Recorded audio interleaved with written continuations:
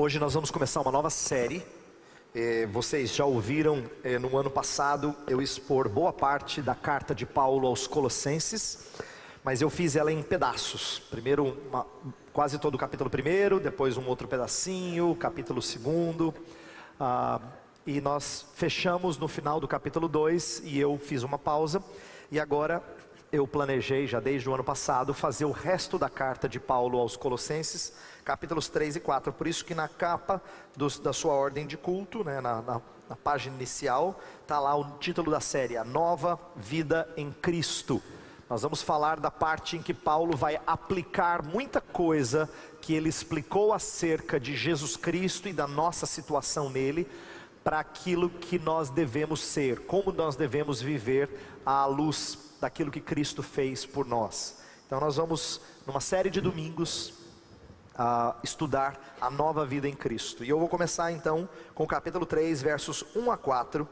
Convido você a abrir a sua Bíblia, Colossenses 3, de 1 a 4.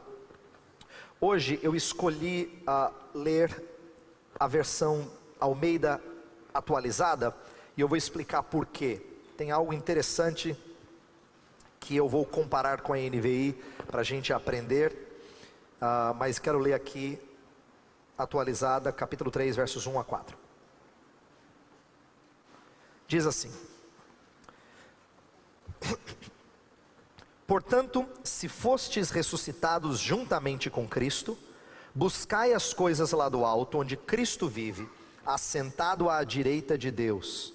Pensai nas coisas lá do alto, não nas que são aqui da terra, porque morrestes, e a vossa vida está oculta juntamente com Cristo em Deus. Quando Cristo, que é a nossa vida, se manifestar, então vós também sereis manifestados com Ele em glória. Eu vou trazer uma verdade importante para vocês nessa noite, e eu já vou começar com ela, e nós vamos trabalhá-la durante os próximos minutos, o tempo todo. Ela é simples, mas eu gostaria que a gente pensasse sobre ela e que o Espírito de Deus nos desse entendimento da riqueza dessa verdade. A verdade é a seguinte: uma nova conduta, um novo estilo de vida, só surge a partir de uma nova visão do mundo.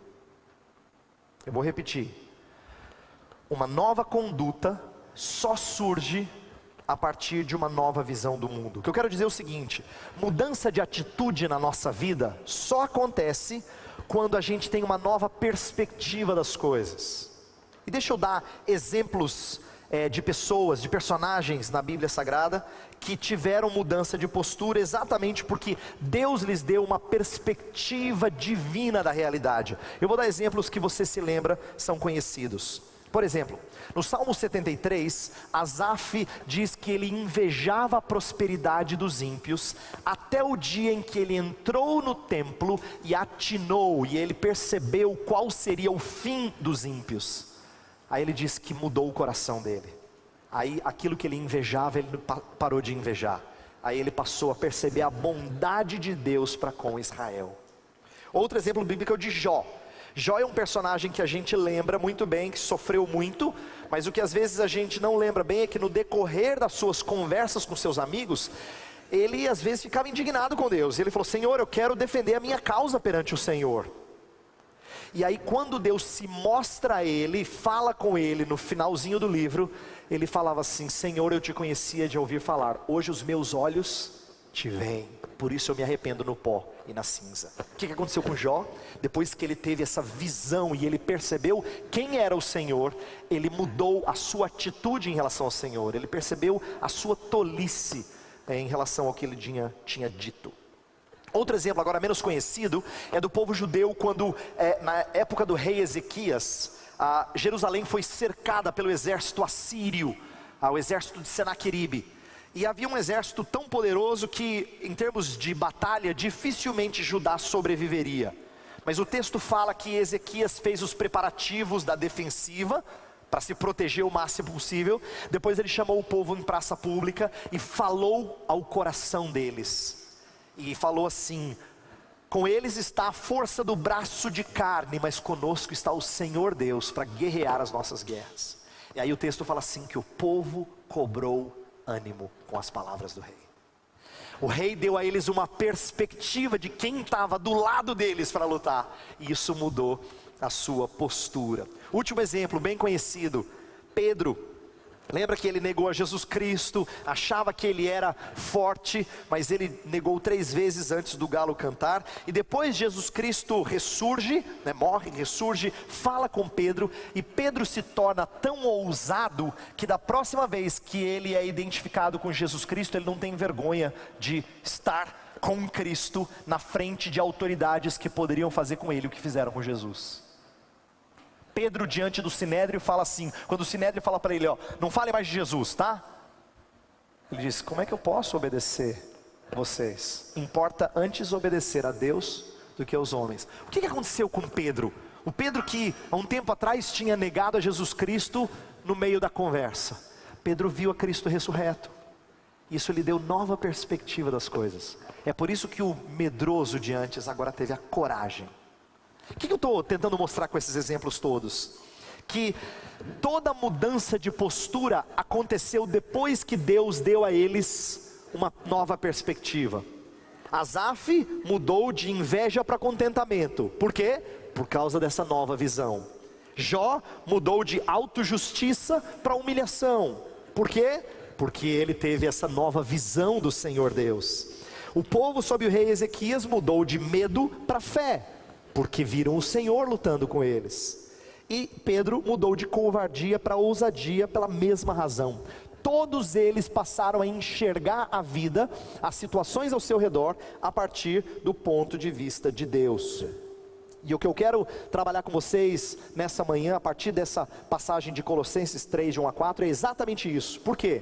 Porque Paulo vai começar agora uma parte da carta em que ele para de ser mais negativo, no sentido de não sigam os falsos mestres, não andem por esses caminhos, para trazer agora orientações mais positivas, no sentido de, olha, agora vocês têm que ir por aqui, esse é o caminho, andem desse jeito, pensem nessas coisas. Ele começa a apresentar o lado positivo de andar em Cristo. Essa é uma ordem que ele tinha dado lá atrás em Colossenses 2:6. Andai em Cristo. Agora ele vai mostrar o lado positivo de andar em Cristo.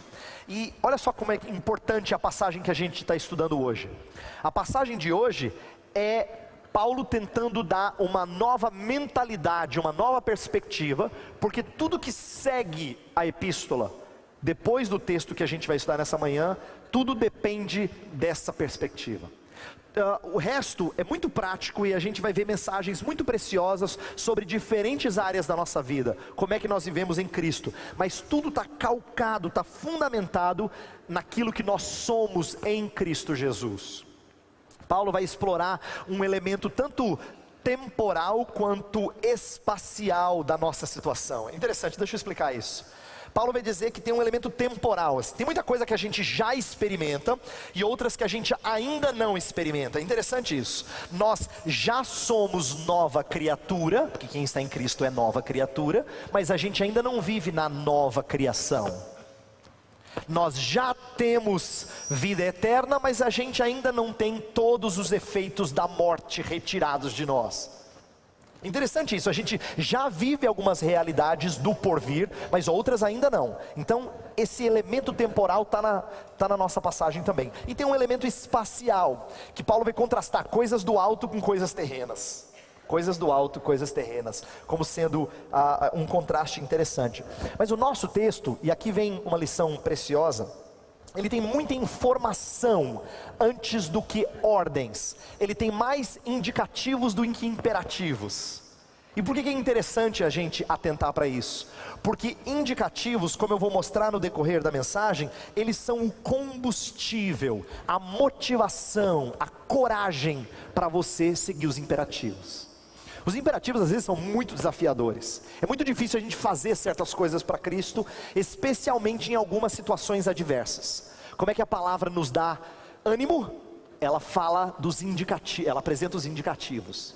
Ela vai falar do que nós somos em Cristo Jesus, o que nós temos em Cristo Jesus, que nos motiva a fazer certas coisas por Ele. Então eu quero começar com esses indicativos aqui da passagem, e eu quero focar em primeiro lugar em como nós somos unidos ao Cristo, unidos a Cristo, e depois a gente vai falar de como é que a gente vive à luz dessa união.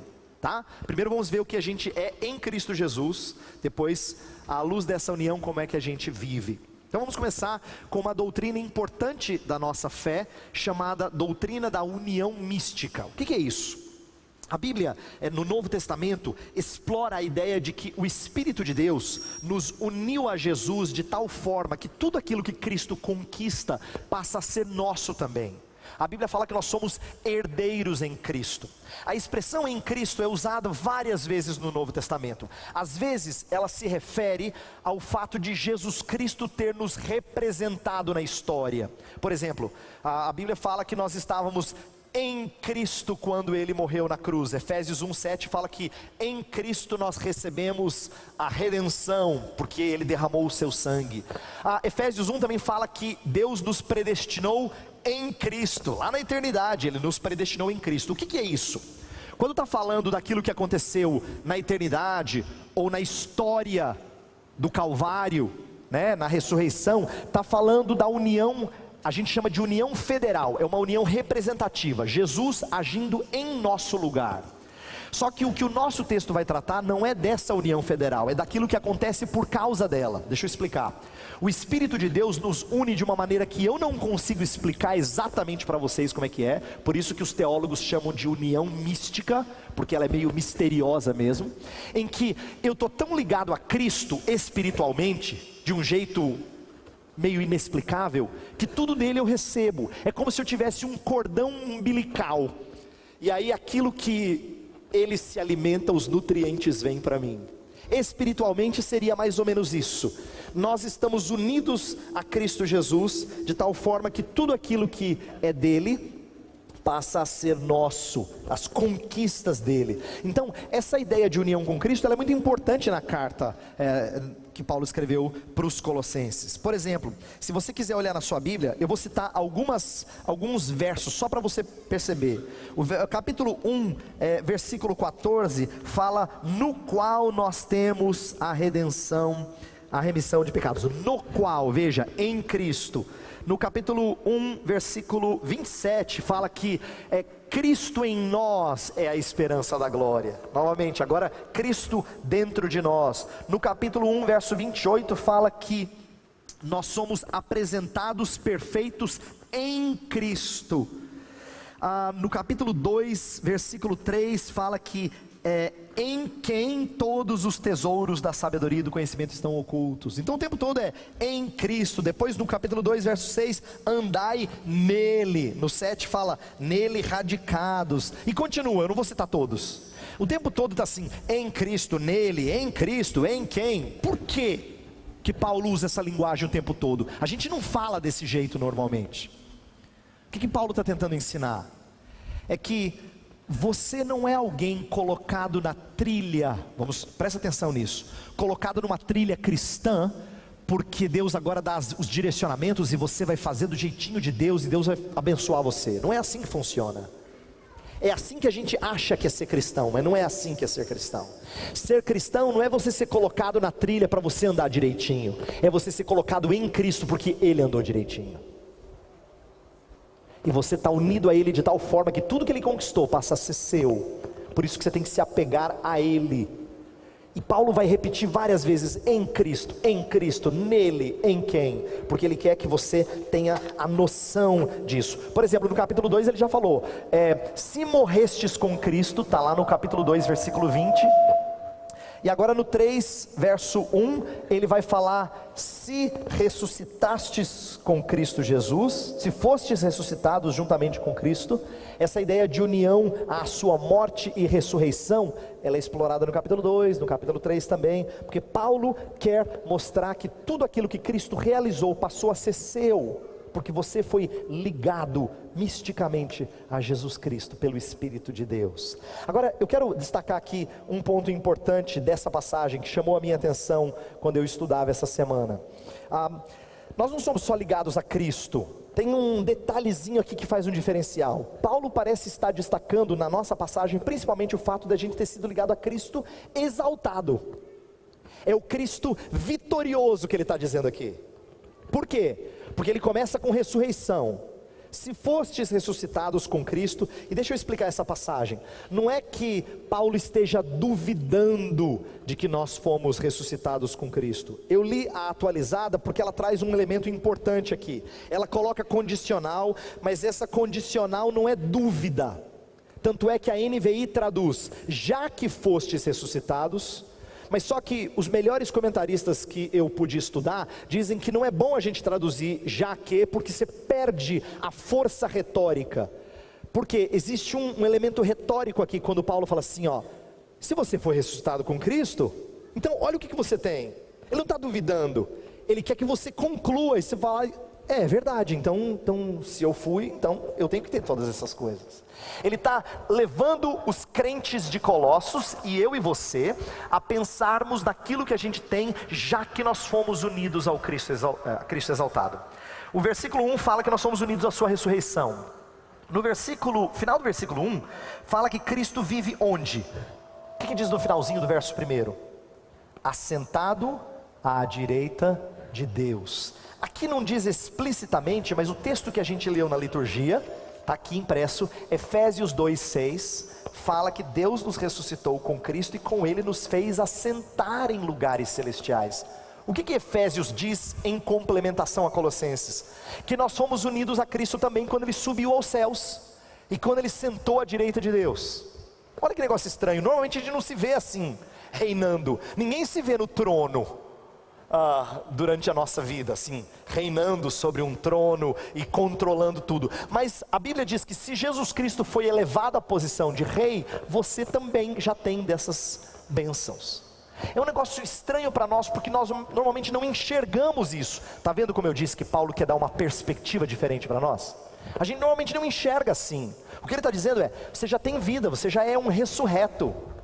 Você fala, mas eu fui para o hospital essa semana, eu passei mal essa semana, eu ainda estou tomando muito remédio, não parece assim que eu estou ressuscitado, não parece que eu tenho um corpo glorificado. De fato o nosso corpo diz outra coisa, mas nosso espírito já experimenta das bênçãos dessa ressurreição.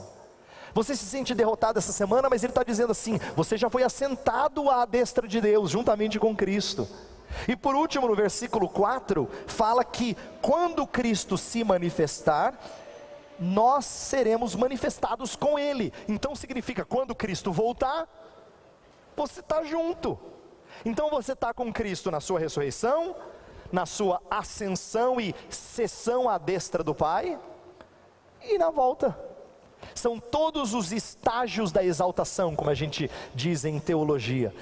Jesus Cristo foi exaltado, Ele primeiro subiu da terra, depois Ele subiu e sentou-se à destra do Pai, e depois Ele volta para tomar posse e demonstrar tudo que é dele, em glória. Então, esses estágios da exaltação, Paulo está lembrando para dizer que nós estamos experimentando isso. Nós estamos experimentando isso. E eu quero que você entenda um pouquinho de quão prático isso é. Porque quando nós estamos acostumados a olhar para a vida e sermos derrotados, a gente se esquece de que nós não deveríamos ter temores. Se nós estamos ligados ao Cristo exaltado, isso significa que não tem inimigo que devia nos assolar. Se Ele está vencendo todos os inimigos e vai colocar todos os inimigos debaixo dos seus pés, a Bíblia fala disso, então eu não devia ter temor. Não importa se inimigo é físico ou espiritual. Paulo está dizendo essas coisas porque ele quer que os crentes de Colossos parem de ter medo de espíritos como alguns tinham, param de ter medo de autoridades como outros tinham, mas que confiem no fato de que eles estão ligados a um Cristo que já foi exaltado. Isso é importante para a gente também, porque eu e você temos experiência mais de derrota do que de vitória na vida. E nós precisamos ser lembrados de que nós estamos unidos a quem já venceu, não é que ele vencerá, ele já venceu. Inclusive, minha segunda reflexão em cima disso, implicação, é que a gente precisa resgatar esse espírito de vitória. Eu estava pensando nisso essa semana e me chamou a atenção de como nós, com uma certa cautela, um certo cuidado, nós não gostamos de repetir a linguagem neopentecostal de que a nossa vida é vitória, não é? Os neopentecostais gostam muito de cantar que a vida é vitória, conquista. E o que está errado na linguagem deles é que quando eles pensam em conquista, eles pensam em coisas terrenas. E nesse sentido a gente está certo em se afastar dessa linguagem e dessa mentalidade. Mas a Bíblia não nos autoriza a abandonar a linguagem de vitória. Nós já somos vitoriosos em Jesus Cristo. Então, eu preciso ser lembrado disso, você precisa ser lembrado disso, porque a gente tem mania de falar, não, ó, ser crente não é fácil não, esse pessoal que fica falando aí que é maravilha e tal, é penoso. Isso não é errado, mas a gente esquece do outro lado da moeda. Estar em Cristo significa ser vitorioso, e nós temos perdido de vista essa verdade, de que isso tem que moldar a maneira como nós vivemos. Nós já compartilhamos da exaltação de Cristo, não é algo que vai acontecer, como eu falei, já aconteceu, já é real. Então Paulo gasta um tempo mostrando isso, falando da nossa união com Cristo na ressurreição, implicitamente na sua ascensão e sessão à destra do Pai, e fala da nossa união com o seu retorno, para depois dizer o quê? Então agora buscai as coisas lá do alto, pensai nas coisas lá do alto. Agora ele vai mostrar como é que a gente vive à luz dessa união. Então eu quero que você agora atente para isso, mas vou lembrar uma coisa que eu disse antes, que isso é importante. Paulo só fala dos imperativos depois que ele coloca os indicativos, depois que ele apresenta a união, depois que ele deu um incentivo, depois que ele deu uma nova visão para o pessoal que estava lendo essa carta, é que agora ele vai falar do que nós temos que fazer a partir do momento que nós estamos ligados a Cristo. Agora nós somos ligados a Cristo, então toda a nossa vida tem que estar voltada para as suas prioridades, não as nossas prioridades. Eu preciso ser coerente com a identidade, com a minha identidade em Jesus Cristo. E por que isso é importante? Porque os colossenses estavam perdendo isso de vista. Quando nós estudamos o capítulo 2, a gente viu que Paulo combateu muita coisa errada que eles estavam absorvendo por causa de falso ensino. Eles estavam indo atrás de filosofias diversificadas do mundo, eles estavam indo atrás de práticas legalistas, estavam indo atrás de práticas místicas, de experiências com anjos, estavam indo atrás de maltratar o seu corpo, ascetismo, para tentar crescer espiritualmente. Paulo falou, esquece essas coisas, você já tem tudo que você precisa em Jesus Cristo. Então por que é importante ele lembrar agora a gente disso? Porque se eu e você temos experimentado algumas derrotas constantes, nós precisamos buscar encorajamento em nossa união com o Cristo exaltado. Precisamos. Paulo está dizendo algo precioso para nós. E ele usa então agora esses dois verbos, buscai as coisas lá do alto, pensai nas coisas lá do alto. O que ele está querendo dizer? Impressão que dá é que ele usa duas palavras, duas expressões semelhantes para falar de toda uma vida orientada para as realidades espirituais, toda uma vida que busca, na verdade, deixa eu explicar assim, não é que você tem que buscar coisa que você não tem, olha que interessante, é à luz do que você já tem, buscar as coisas que combinam com o que você já tem. Não é assim, buscar as coisas lá do alto que você não tem as coisas lá do alto, que pena. Não é nesse sentido, é de buscar no sentido de orientar a sua vida para aquilo que combina com quem você é. Essa é a ideia do apóstolo Paulo. E essa busca deve ser assídua e intensa. Os verbos aqui estão no imperativo presente, a ideia de algo contínuo. Vá atrás, busque essas coisas constantemente. Pense nas coisas lá do alto. Inclusive, o pensar complementa o buscar. Porque às vezes nós desejamos algumas coisas e a gente fala para os nossos irmãos na igreja que a gente quer crescer espiritualmente, quer estar mais perto. Esse ano eu fiz alguns propósitos, mas nem sempre essas coisas ocupam o nosso pensamento. E Paulo disse, olha, não vai dar.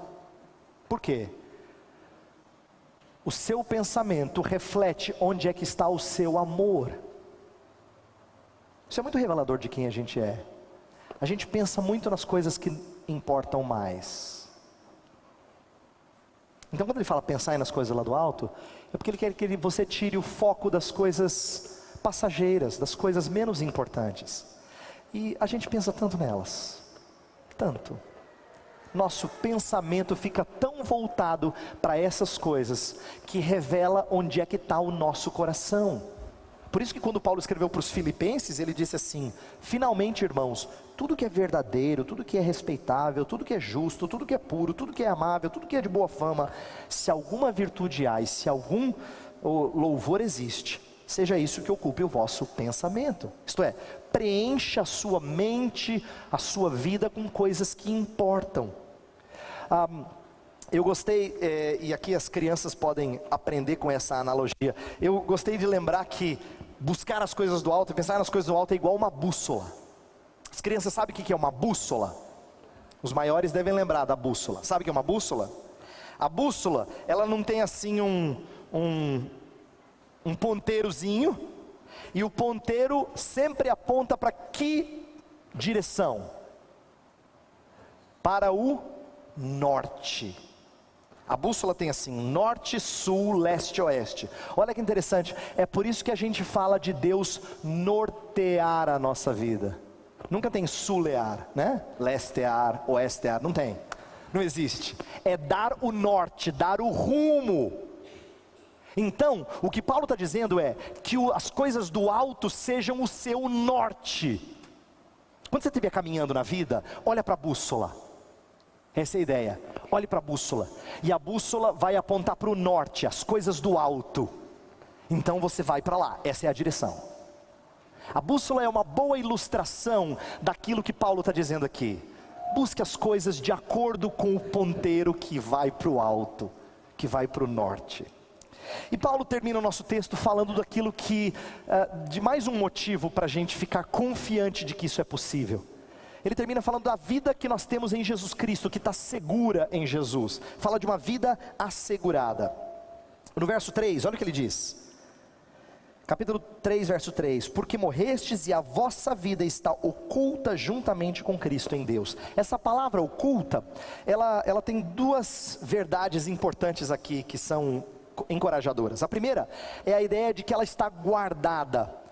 Existe esse sentido de esconder no Antigo Testamento, em várias passagens, e no Novo Testamento também.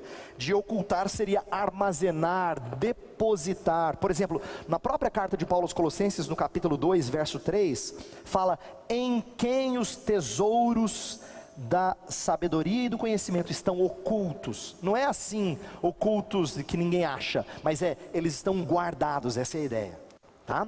Guardados. Então, em primeiro lugar, existe uma certa segurança, vamos chamá-la de espacial, né? Nós estamos guardados duplamente, em Cristo, ou com Cristo em Deus, com Cristo em Deus. Parece que a gente tem dois cadeados espirituais aí, impossíveis de ser abertos. Você está guardado, você está depositado, sua vida está armazenada. Isso significa que não existe nada que pode mexer em você.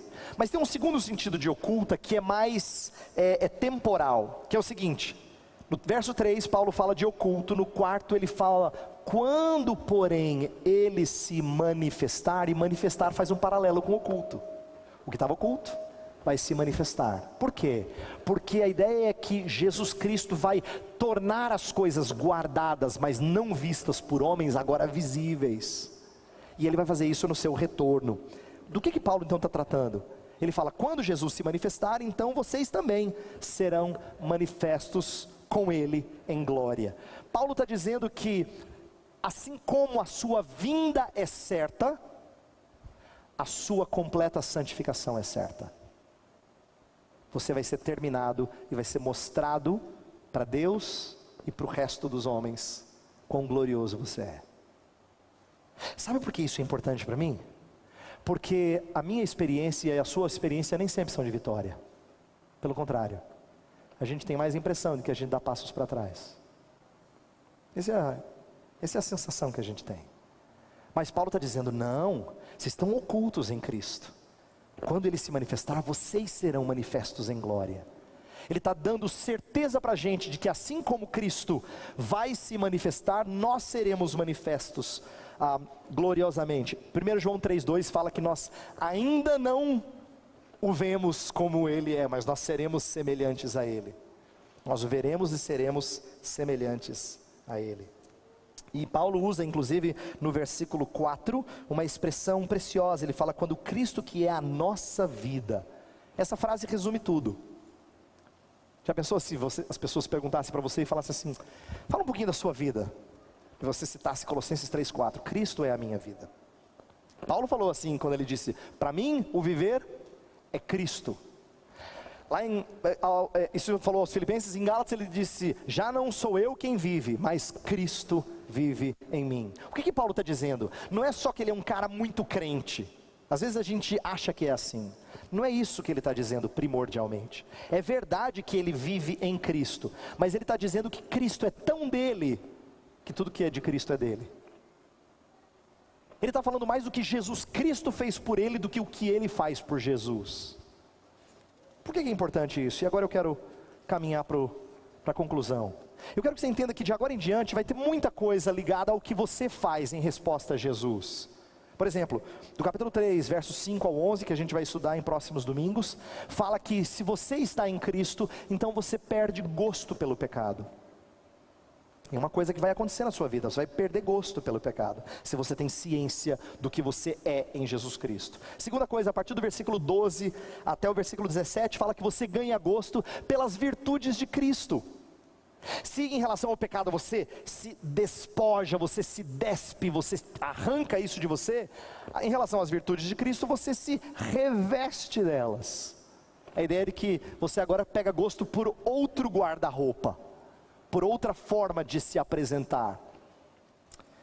Também no capítulo 3, no finalzinho, fala de vida familiar, fala de vida profissional, e Paulo estabelece as prioridades baseados no que você é, baseado naquilo que você é em Cristo.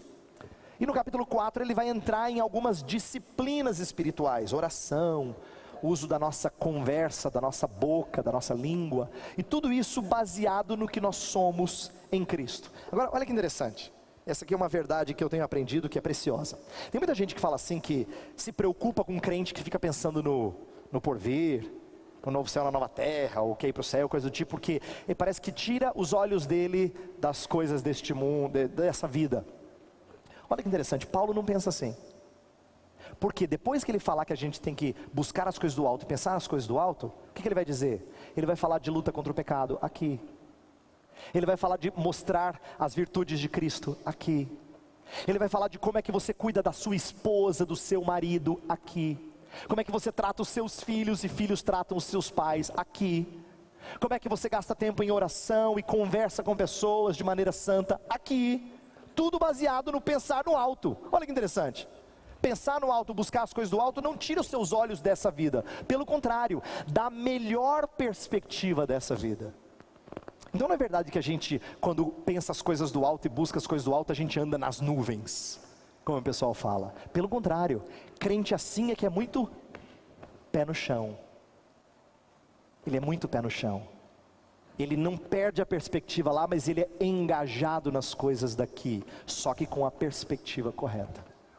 Então eu quero terminar reforçando esse único ponto que eu falei que eu ia trabalhar com vocês, quer dizer assim, só uma perspectiva do alto, só quando você começar a viver a sua vida olhando a partir de cima, como se Deus desse outra visão para você, é que vai ser forte o suficiente para mudar a sua conduta. Tem muita coisa que eu e você queremos mudar da nossa vida. Eu sei que tem coisas que a gente não está contente de como nós procedemos, mas não tem nada que vai conseguir levar você à vitória, senão essa nova perspectiva. Deixa eu dar exemplos. Às vezes a gente quer tentar com toda força, assim, não, eu vou me disciplinar, igual você faz com exercício, com dieta. Não, eu vou, dessa vez eu vou. Não adianta, isso é legalismo. E Paulo já falou no capítulo 2 que legalismo não funciona. Às vezes você quer assim, alguma experiência espiritual marcante, e você diz assim, não, eu quero experimentar isso. Não adianta, porque isso é misticismo, e Paulo falou que misticismo não funciona, já tratou disso no capítulo 2. Talvez você diga assim, não, mas eu quero agora estabelecer metas espirituais e eu vou me privar do que for necessário para eu alcançá-las. É o ascetismo, e também não dá. Então é curioso que a maioria das vezes em que a gente está lutando contra alguns defeitos, pecados da nossa vida, a gente procura caminhos parecidos com o que os colossenses procuravam. A gente fica junto, se encoraja e se reforça e se ajuda, às vezes sozinho, às vezes distante da igreja, mas a gente vai por caminhos errados, ou místicos, ou legalistas, ou ascéticos. E Paulo vai dizer, não adianta, não dá. Inclusive no finalzinho do capítulo 2, o que ele fala? Presta atenção nessa frase, capítulo 2, verso 23. Ele fala assim, ó: tais coisas com efeito têm aparência de sabedoria, como culto de si mesmo, de falsa humildade, de rigor ascético. Todavia, não tem valor algum contra a sensualidade. Em outras palavras, outros caminhos espirituais não vão te dar a vida santa. Você quer a vida santa? Se você ama Jesus, você tem que querer. Você quer a vida santa? Então você tem que ter perspectiva do alto.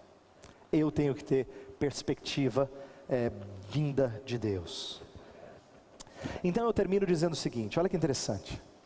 A gente está acostumado a ouvir mensagens que falam assim, ó: ah, você ouviu tudo que você ouviu, agora vamos para aquilo que tem a ver conosco. E é aquele momento da mensagem que você estava viajando na maionese, de repente o pastor falou assim, então vamos para algumas aplicações. Aí você acorda, falou, opa, tem a ver comigo. É errado, porque o sermão inteiro tem a ver com você. Não dá para você pensar no que eu tenho que fazer hoje. A gente acostuma orar assim. Olha como a gente normalmente ora: Senhor, que a gente vá para casa e consiga praticar o que o pastor falar. A gente tem muito de praticar. Hoje, eu queria que vocês vissem, vocês saíssem daqui com uma visão diferenciada. Deus fez a obra dele. Que Deus desse a vocês uma nova visão. Isso tem a ver conosco também. A gente está muito acostumado a querer, e o que eu faço então? Então me fala agora, o que eu faço? Jesus, me dá uma orientação aí, uma luz, eu quero fazer alguma coisa. Não é só fazer que tem a ver com você. Saber o que você é em Jesus Cristo tem a ver com você também. É muito importante.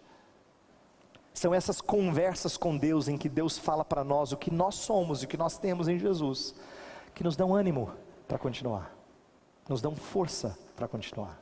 Então você precisa atentar para essas coisas e pedir que Deus te dê visão dessas coisas do alto. Vamos orar.